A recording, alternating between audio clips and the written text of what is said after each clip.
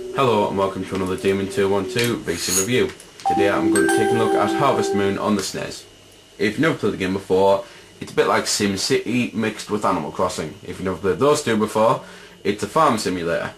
The whole point is, well, at the start here you get I'll do the normal stuff to begin with. At the start you get like start game, continue game, or how to play.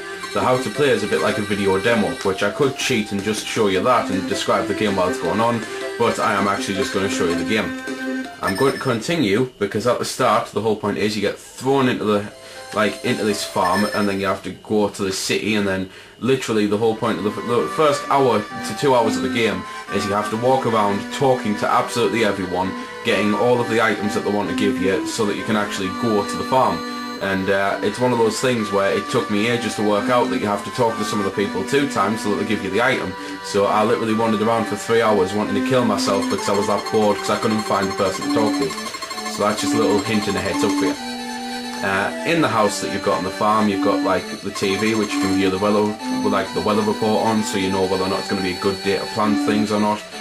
You've got your diary over here, which I'm not going to select because that actually pretty much ends the day. You use that when it's at the end of the day and when you're absolutely wrecked, because then you go to bed and it saves.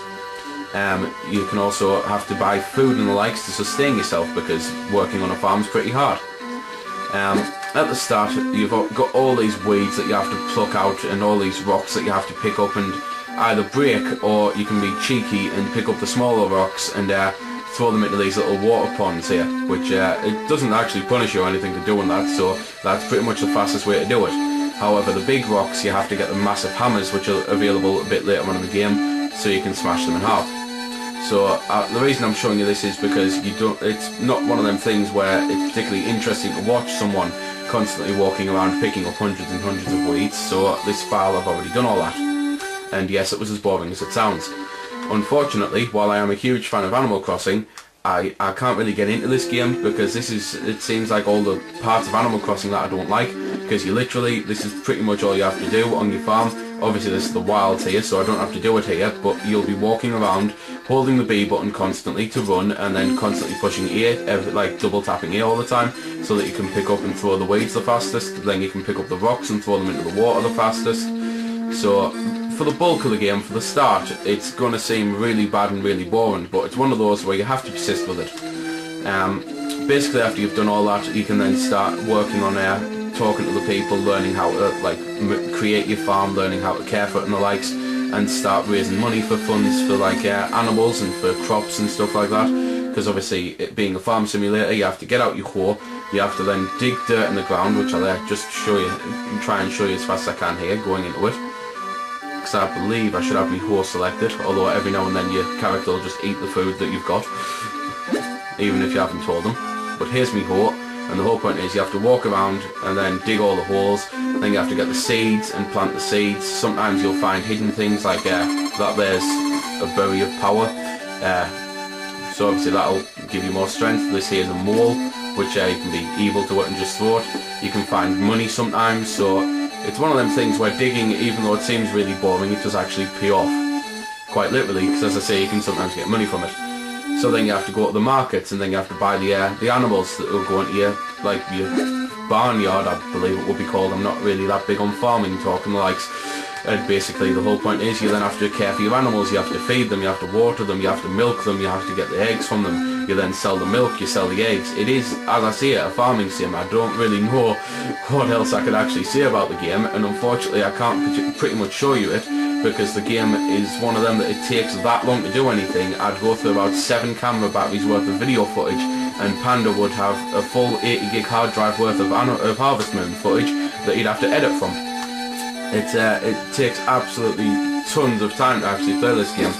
So pretty much all I'm saying is, if you've got a lot of time in your hands, if you really like the boring parts of Animal Crossing, then you're pretty much going to like this. It does have its rewards to it, but as I say, it's one of them that you really have to stick to it, and you have to go through all the bulk and of the work and bloody boring parts to get to it. Whereas Animal Crossing, obviously, you can start straight away from going into the shop and getting decorating your house with furniture and the likes of that. This, it has to actually build up to it. But once you've built your farm, once you've got the best farm on the virtual Harvest Moon world, then you can start wanting to date the girls. You go into the town and there's loads of girls around. There's like the bartender, the barmaid and the likes. There's the shop owners and stuff like that, and you have to just talk to them, get friendly to them, and then maybe you'll start and date them. Later on you can marry them, and basically the whole point of the game is to get the best farm on the game, the best bride on the game, and you've got 2 years to do it. Obviously it's not a real 2 years, because I mean, as you can see, I've been doing this review for 5 minutes now, and it went from morning to night. So every day lasts about 5 or 6 minutes, even though at the start of the game it can feel like every day lasts about 7 or 8 hours. Then that's pretty much you've got like the two year limit, which I'm not going to work out what 5 times 365 twice is, but you've got that long to beat the game and to do the best that you can do. So that's about that then. You've got the buttons and the likes to that equip your horn and stuff like that. You go into your shed and you pick up your tools like your waterman can, and then you've got a button to cycle between the two, and then you've got a button that actually uses them. You've also so there, just select the hoe again and picked up that, and because I was too busy selecting the scythe, or sickle, something like that. And then I missed this bag that came out, but obviously you select that and then you can do that. You've then got a B button, which you hold that and it lets you run. So at least that's a hell of a lot better than just walking and constantly picking up the things. You can just quite literally hold the button down and you'll run continually until you, well, get into a wall and you can't run anymore. Like that. So that's about that. I'd let you listen to the music, but the part of the game I'm on now, being night, there's absolutely no music. Apparently this world, there's music blaring all day, but at night time everything shuts down. So there we go then. That's been the review. I hope you found it helpful. I don't score the games because that's based purely on opinion, so instead I'll leave you to make your own mind up. So thanks for watching, and if you've got any questions about the game that I didn't answer in the vid, or that hasn't been answered in the comments, then feel free to ask and I'll help if I can. Also, if you did find it helpful, don't forget to check out my channel, because there's plenty more like this up there, and don't forget to subscribe because there'll be plenty more to come as well. So until next time, this has been Demon212, signing off.